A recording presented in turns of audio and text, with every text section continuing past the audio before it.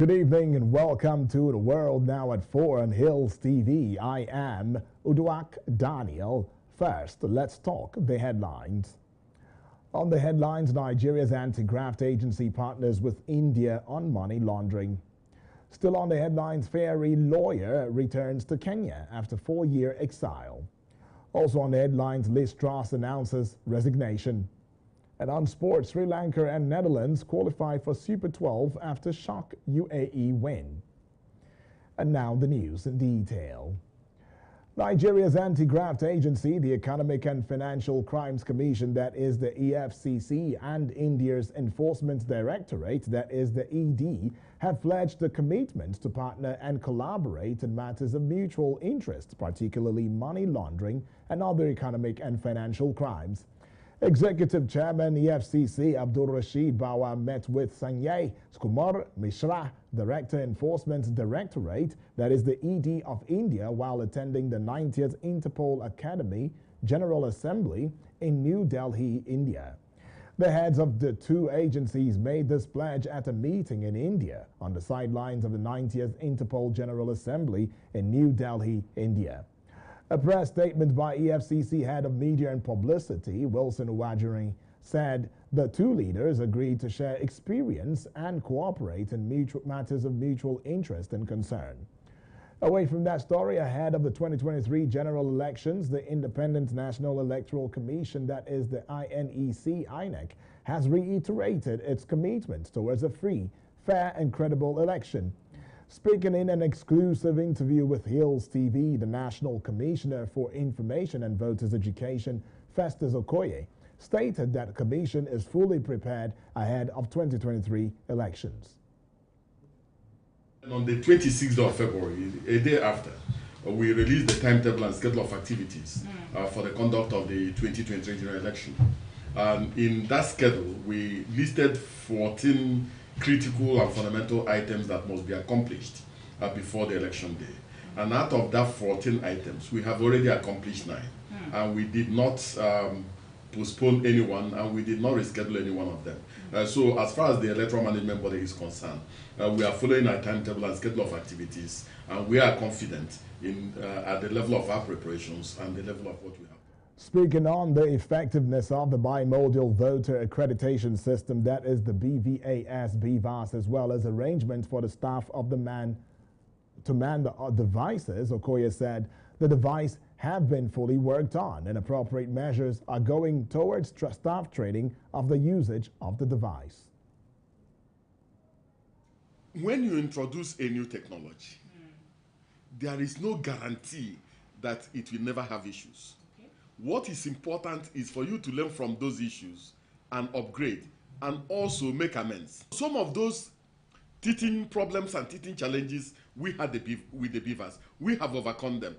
But what we are going to do with the 2023 general election is that we are also going to do mock accreditation in all the states of the Federation and in all the senatorial areas of the Federation to get ready for the 2023 general election. And so we are going to test run the BVAS. As of today, the Commission has taken delivery the BVAS for over 23 states of the Federation. So the issue of whether the BVAS will be used in the election or whether the BVAS will not be used is a moot issue. The BVAS will definitely be used for the conduct of the 2023 general election. Also speaking, political analyst and mobilizer Victor Atodo noted the Nigerians have high expectations towards the forthcoming elections, especially on the part of INEC. Nigerians are actually very, very hopeful. We pray they continue the way they are going so far. Before now, look at the 2019 election, 2015 election. I'll use that as an example. An African Nigerian youth believes on the day of the election is the day for him to go and sleep, or the day for him to go and watch a movie, or maybe for a day to invite his girlfriend over or something. But now, look at the people that got registered, the new entrants into the INEC database today. They are mostly youths. They are mostly Nigerian youths. It is because there is something that is actually going in the right path that Nigerian youths are beginning to pay attention to. Nigeria's Minister of Labour and Employment, Chris Ngige, has commended the Academic Staff Union of Universities, that is ASU, for calling off its 8-month-long strike, saying it is a step in the right direction. The minister made the remarks while speaking to newsmen on the sidelines of a just concluded Ministerial Performance Review retreat in Abuja, the nation's capital. The minister maintained that the federal government will go back to court to address all the agitations raised by the union in a bid to get legal pronouncements on each of them, adding that the steps is appropriate for all parties involved. I got a letter from ASU telling me that they have suspended their strike with effect from yesterday, Monday, 17th, and that they are resuming academic activities. That's a welcome development. It's a step in the right direction. When we return, news from other parts of Africa after this break. Stay with us.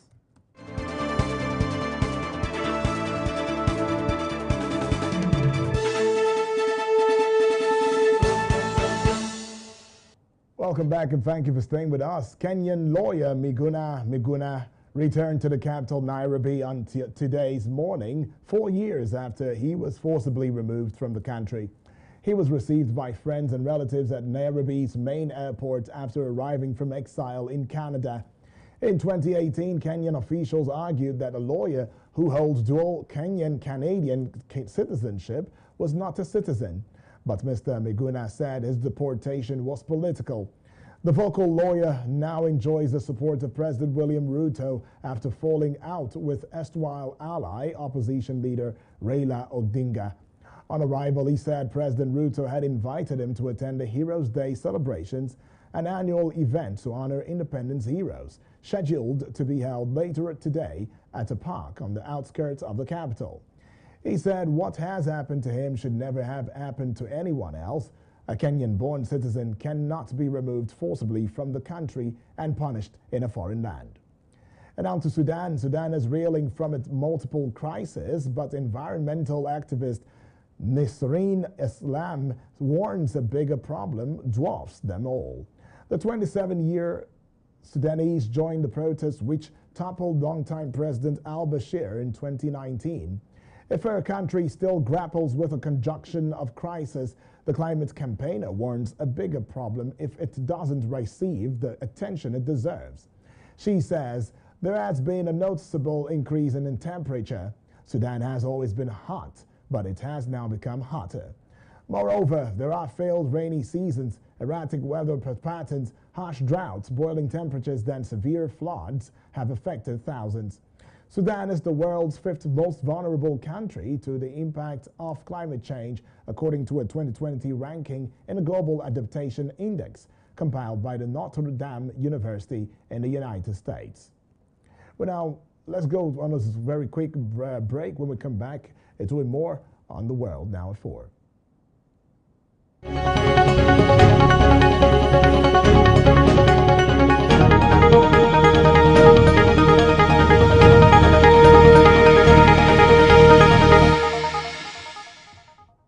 Welcome back and thank you for staying with us. And now to other parts of the world. Liz Truss has announced that she is resigning as Prime Minister, triggering a fresh Tory leadership contest which will be conducted within the next week. Speaking outside 10 Downing Street, Ms. Truss said she had come to realize that she could not deliver the mandate on which she was elected by the Conservative Party. She said she has therefore spoken to His Majesty the King to notify him that she is resigning as leader of the Conservative Party.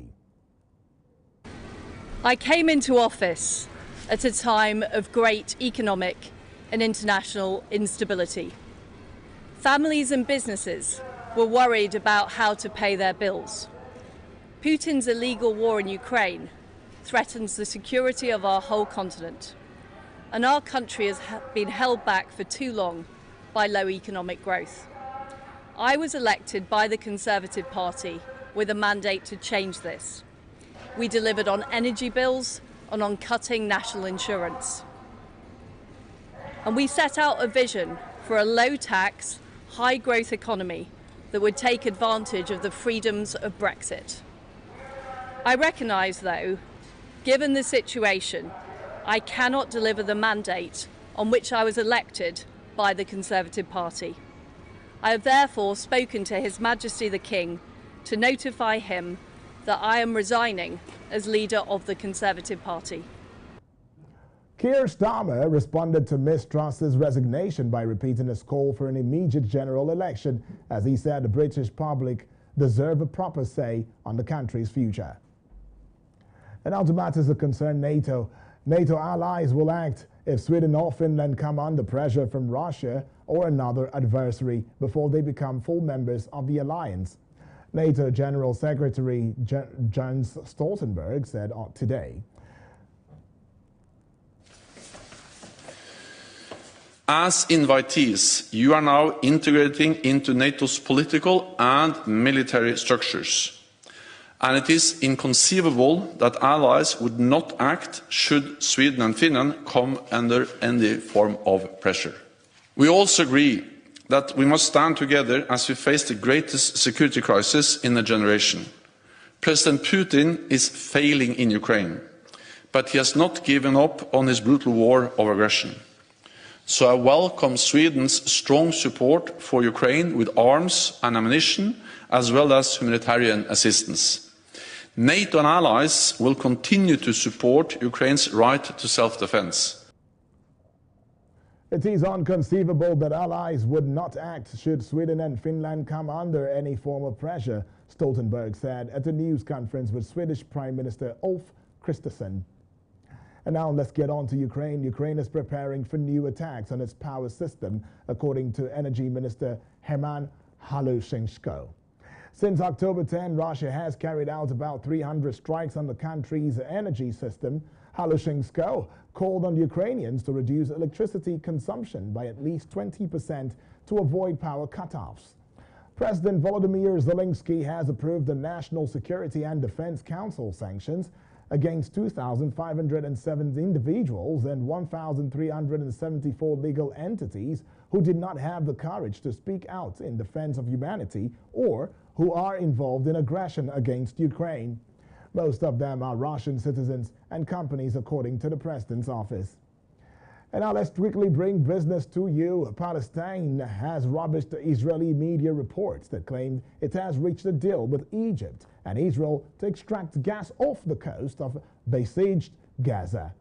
According to reports, the condition of anonymity said current talks on extracting gas off Gaza are between Egypt and Palestine only. The Palestinian government formed a panel to strike a deal between the Palestine Investment Fund and Egypt to extract gas from the marine gas field of Gaza.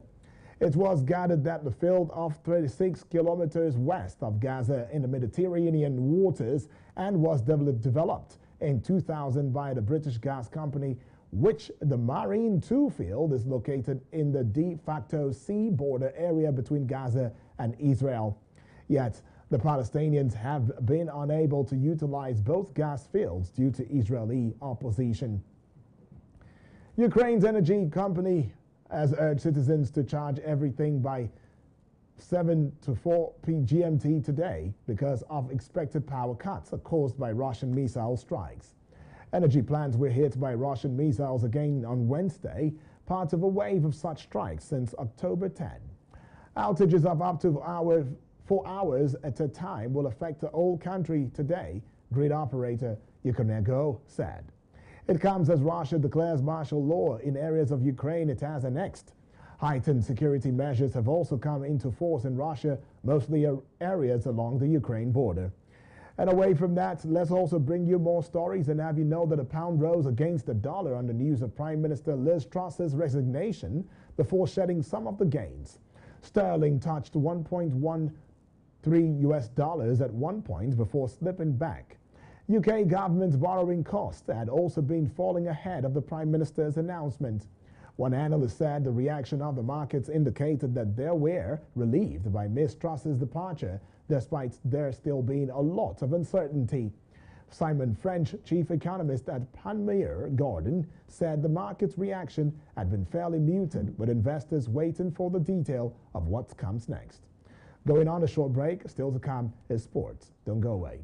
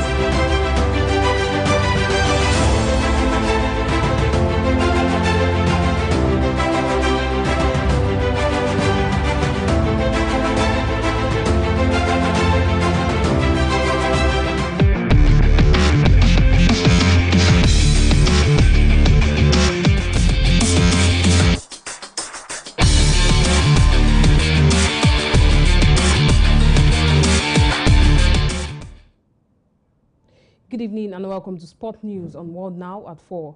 I am Memo Cynthia Asoya. Sri Lanka and the Netherlands both progressed to the Super 12 stage of the Men's T20 World Cup following a thrilling conclusion to the Group A. They finished first and second in the group respectively to qualify for the next stage of the games starting on the 22nd of October. Having lost to Sri Lanka earlier in the day, the Netherlands qualified after a shock 7-run win from the United Arab Emirates, that is the UAE, over Namibia. It was the UAE's first ever win in the T20 World Cup in only their second tournament. The Netherlands players who stayed in the ground watched in anticipation as Namibia then slipped to a 69-7 before David Wise Yorick 55 from 36 balls dragged them back. Sri Lanka's qualify in first position, meaning they join England, Afghanistan, Australia and New Zealand in Super 12 Group A, while Netherlands will face India, Pakistan, South Africa, and Bangladesh in Super 12 Group B. Both groups will see one more team join them on completion of the first round's Group B, with Scotland and Ireland both hoping to qualify in Friday's matches. And now to football, where Arsenal will reportedly bid for Leicester City's midfielder Yuri Tielemans in the January transfer window. According to reports, Arsenal are readying an official bid to send Leicester for Tielemans. The report claims they are eyeing a move in January to beat other sides to his signature, with Juventus named as one of these interesting, landing him when his contract expires in the summer. The Belgian has been a long-term target for the club, though his contract situation prompted them to wait until further down the line to make their move. Manchester United forward Cristiano Ronaldo left Old Trafford before full-time in Wednesday's Premier League win over Tottenham. An unused substitute in the 2-0 victory, he left the bench and walked down the tunnel in the 89th minute. It is understood that Ronaldo briefly went into the dressing room before leaving the stadium. Manager Erik ten Hag said after the game that he would deal with the issue today. United has made only 3 of their 5 permitted substitutions when Ronaldo got off the bench. Shortly after, ten Hag brought on Christian Eriksen and Anthony Elanga. Former England striker Gary Lineker said Ronaldo's behavior took attention away from United's impressive performance against Spurs. Former England defender Michael Richards said, "For one of the greats of the game to do that when your team are winning, making it about him is very disappointing." Richards said Ronaldo's behavior was disrespectful and he should be allowed to leave in the January transfer window. And that's your sport news on World Now at 4. Back to Udwak for the rest of the news. I am Memo Cynthia Asoya.